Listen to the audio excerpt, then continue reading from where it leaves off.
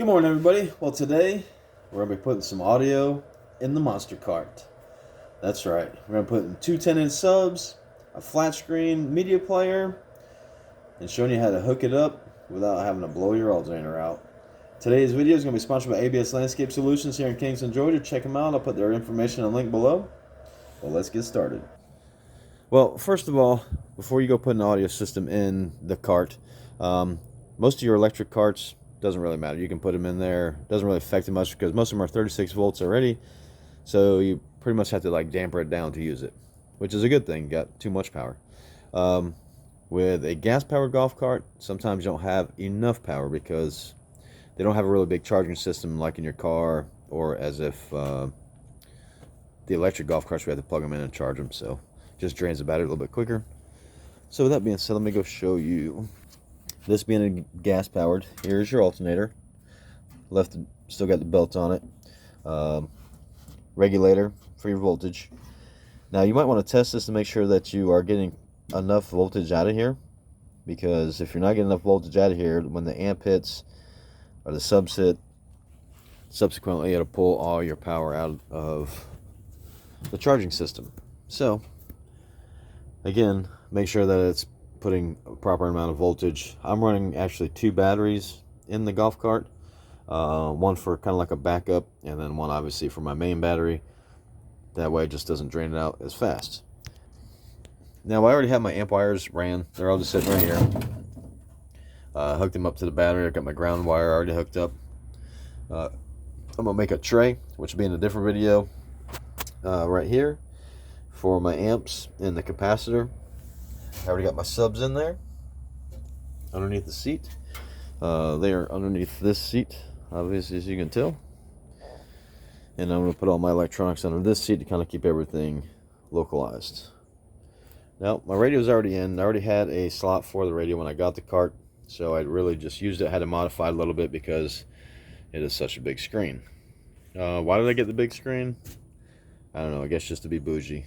And it was cheap, so we got it. I don't have a whole lot of money this. I probably got more money tied up in my used subs that I have than everything else. I think the radio was like $100.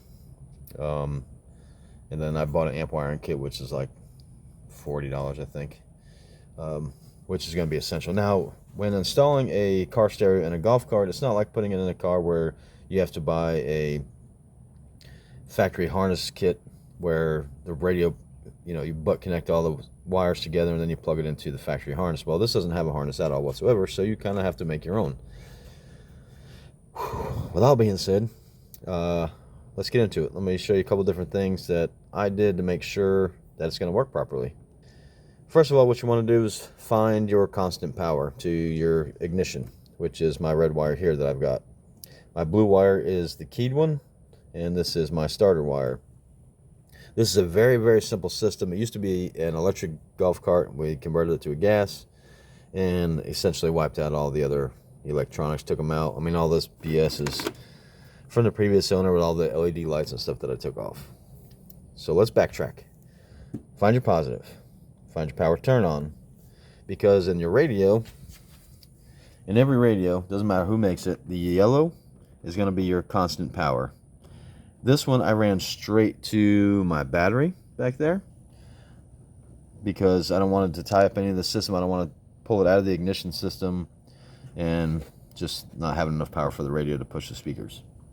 Then it gets all distorted. All right, then your red wire, which is this one here, is your key. So as soon as the key comes on, this ignites and then your radio comes on. Now, what I did in the golf cart, because it is a golf cart, normally this would go to fuse panel, or like I said, you buy the kit and all these get butt connected to the factory harness. This I'm making a harness kind of. So red wire is going to go to my power on my key switch. Now, I know I just said before I didn't hook up the main wire because that's pulling, the yellow is pulling most of the load. There's not that much of a load coming from the red wire, so you can actually go to this side of your ignition switch. There's 12 volts coming out here, 12 volts going into the radio, and that way, being a golf cart also, you turn the key off, the radio goes off, you ain't gonna worry about killing your batteries. And like I said, I'm running 2 batteries. I'm running a Marine Deep Cell battery, and then I'm running a regular car battery as my backup. All right, well, yellow wire straight to the battery. Like I said, that's your constant power. Your red is your power turn on. That goes to my key switch, which I have a little temporary alligator clip just sitting here right now to make sure everything worked properly. Last but not least, your ground wire. Now, you want this to be short as possible. In a car, this does go to the harness. And again, we are kind of making our own. So what I'm going to do is I'm going to put a little wire in there, and I'm probably going to sand this off some and connect it right there. With that being said, everything should come on. So let me put my little connectors on here, and I'll show you what I'm talking about. Okay, now what I've done, like I said, my keyed power goes all the way over to my red wire going into the radio, which is your power turn on. I went ahead and just put another one on here to go to my ground, so our radio is grounded. You got these two hooked up. This one, like I said, I've already got it running straight to the battery, so we already have power. I went ahead and just spliced one of the speaker wires back to run to my DS18s, which I have in here already. Nice speakers. Still got to put the cover over it, but you get the difference. All right, well, I do apologize for the glare because the sun is very bright today. Let's see if we got some power. Now, I don't know if my ground is on there good enough. Probably not. Oh, I'm an idiot. Turn the key on. Stupid. Alright. Trying to block some of this light so you can see it. Now my radio is on. Like I said, I dummied up one of my speakers here real quick to show you guys that we are live. So again, pretty simple. Just the 3 biggest things as far as hooking the power up. Your yellow is going to be your constant. Your red is always going to your key switch, and then obviously your black is always your ground. 3 easy steps.